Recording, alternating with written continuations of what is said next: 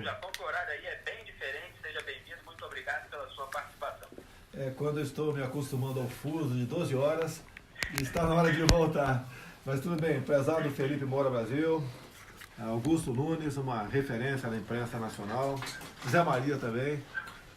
Eu estava aqui, faltam 15 minutos para eu sair para um novo encontro, né, aqui em Osaka, e daí rapidamente na internet entrou vocês aqui, que estavam ao vivo. Daí me lembrei de vocês, de bons momentos com todos vocês, já tinha no passado, e lembrei-me que, caso pudesse ser útil, seria motivo de satisfação e orgulho poder dirigir algumas palavras e submeter algumas perguntas por parte de vocês também.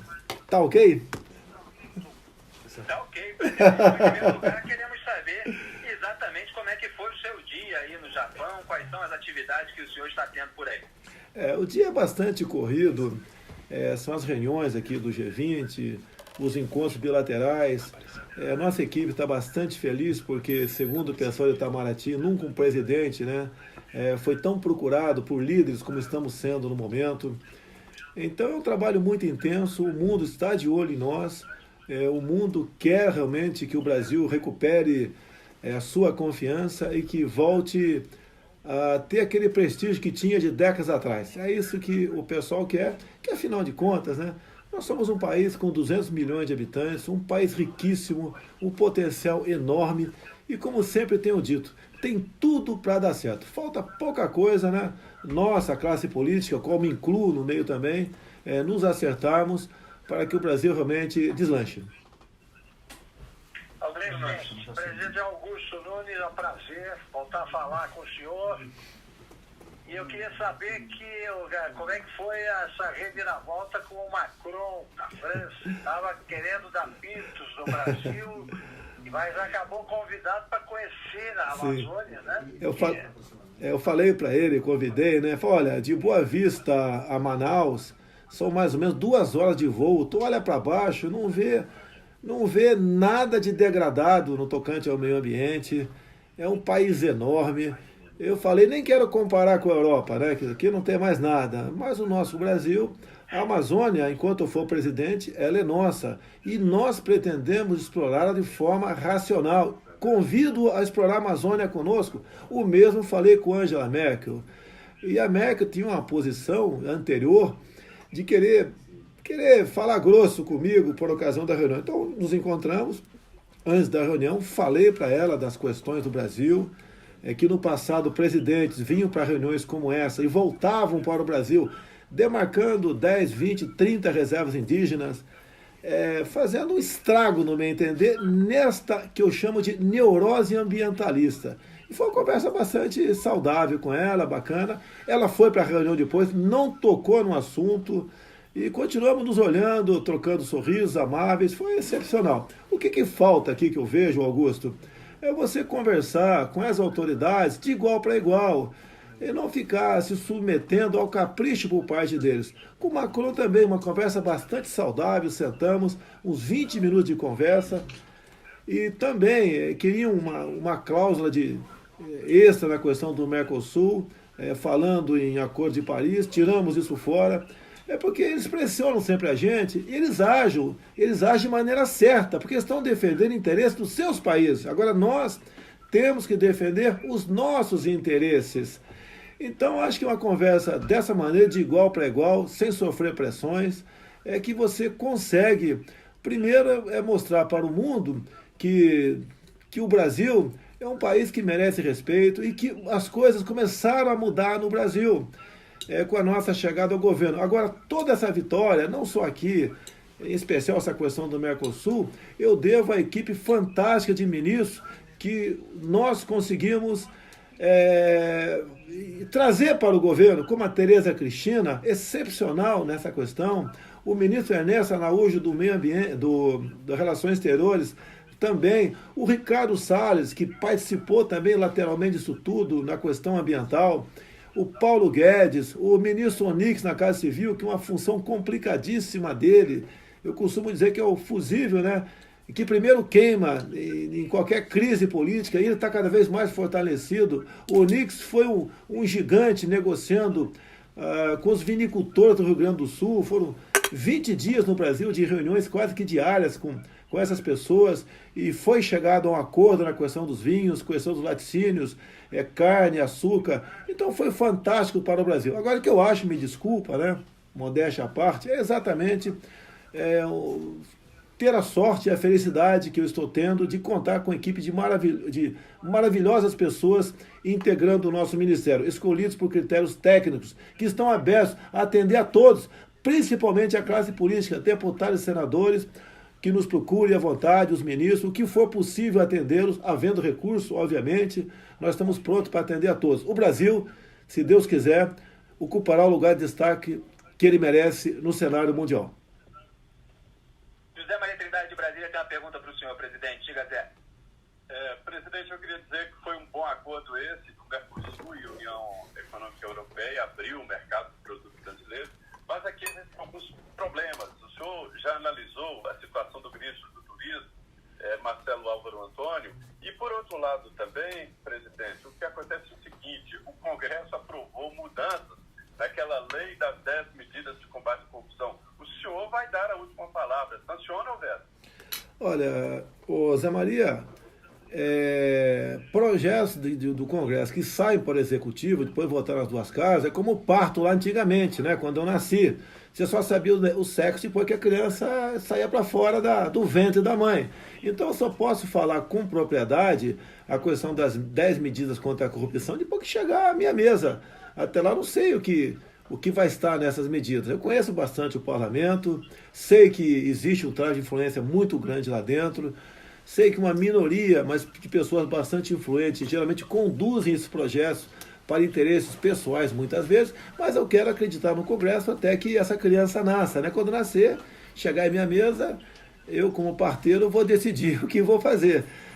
Pode ter certeza que faremos o melhor para o Brasil. Reconheço que em todas as profissões existe abuso, até na de vocês, jornalistas. De vez em quando tem um colega ao teu lado aí que fala pelos cotovelos, não tem relação nenhuma que ele está falando, ele está tomando uma posição pessoal, política ou interesseira, e essa pessoa tem que ser orientada, conversada, até mesmo afastada do jornalismo, da carreira militar, ou do parlamento, ou ser ignorado. É isso que nós pretendemos fazer nessa questão.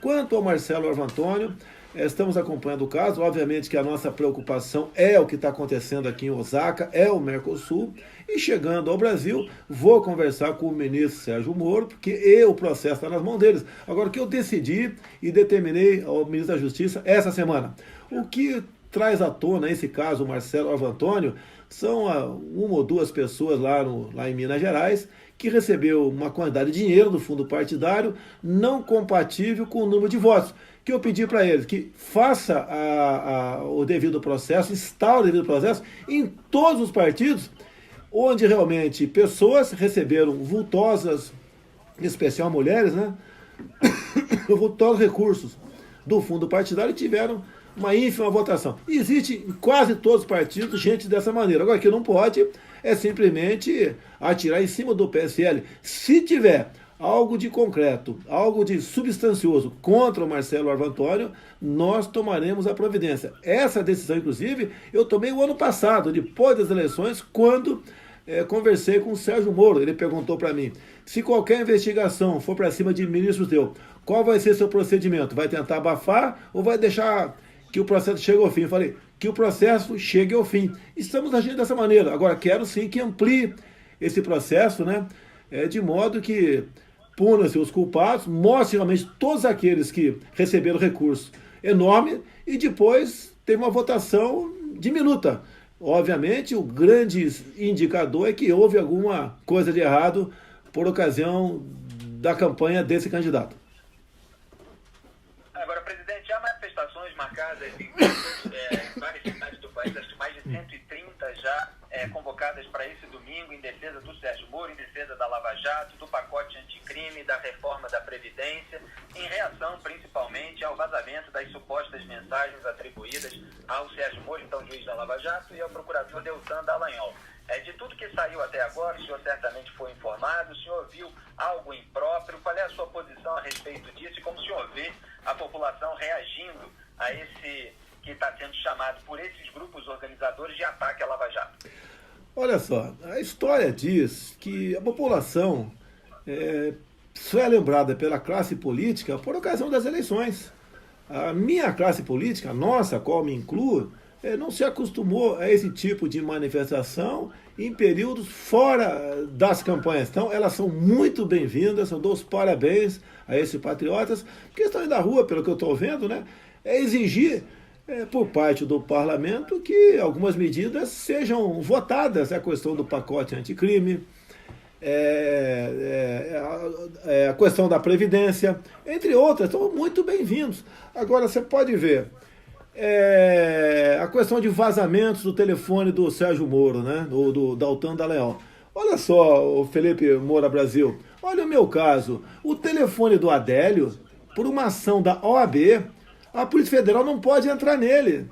Então nós não podemos saber com quem o Adélio conversou naqueles dias que antecederam o 6 de setembro do ano passado, onde ele tentou me matar. Que justiça é essa? Eu não quero generalizar a justiça brasileira.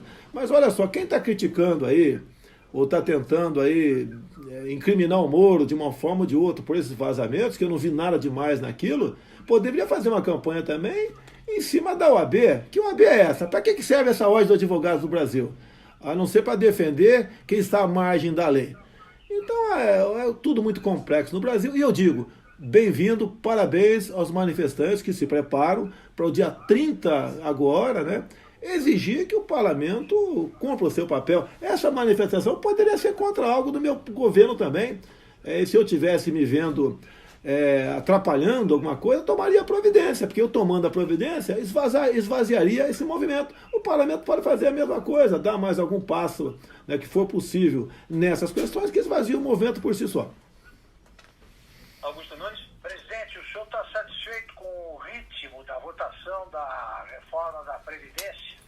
Olha, a gente não quer nada muito rápido nem muito moroso. Poderia, já temos votado na comissão, poderia, no meu entender, também ter sido votado pelo menos em primeiro turno na Câmara. Mas quem dá esse ritmo, né, no caso, é o Rodrigo Maia, o presidente da Câmara, que nós sabemos que ele tem as suas dificuldades. Ele não é dono da Câmara, tem os partidos políticos que fazem pressão, defendendo interesses, às vezes legítimos, às vezes não.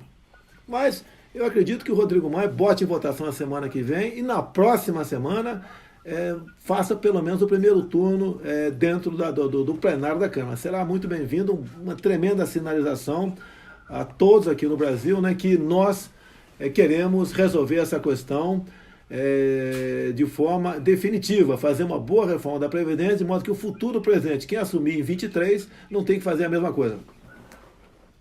Caminhando aqui para o final, José Maria Trindade, as últimas perguntas. Eu peço que seja a última, Trindade, por favor. Eu peço que seja a última, que estão me cobrando aqui uma saída agora aqui. Presidente, o seu governo tem uma característica de apoio popular. E ontem a CNI divulgou a pesquisa lá, indicando uma queda entre os que consideram bom e um aumento dos que consideram ruim e péssimo. O senhor ficou preocupado com essa situação? Bem, se eu acreditasse em pesquisa, eu não seria presidente. Eu acho que eu te respondi, Zé Maria. Legal? E outra, eu não posso ser um presidente, como disse, se não me engano, uma autoridade, não sei de onde, aqui no passado, não sei o caminho do sucesso, mas sei o do fracasso, tentar agradar todo mundo. Eu aqui não posso me preocupar com críticas, né, que elas são bem-vindas. E procuro, ouvindo aqui meus assessores, fazer a coisa que nós achamos ser a melhor para o nosso Brasil. Presidente da República Jair Bolsonaro, uma participação surpresa em Os Pingos dos Is. Muito obrigado por essa entrevista. Boa viagem, bom trabalho. Boa noite, presidente. Pode ser surpresa para vocês, mas para mim foi extremamente gratificante. Meu muito obrigado a todos da Jovem Pan, o Augusto, o Felipe e o Zé Maria. Um grande abraço. E assim encerramos Os Pingos dos Is de hoje, que teve 3 entrevistas, culminando com a entrevista exclusiva com o presidente da República, Jair Bolsonaro, que vai ficar disponível no nosso canal jp.br/. Valeu, pessoal. Boa noite para vocês aí no Brasil. Aqui no Japão tá começando o dia. Um abraço, fiquem com Deus. E se puder, compartilhem aí.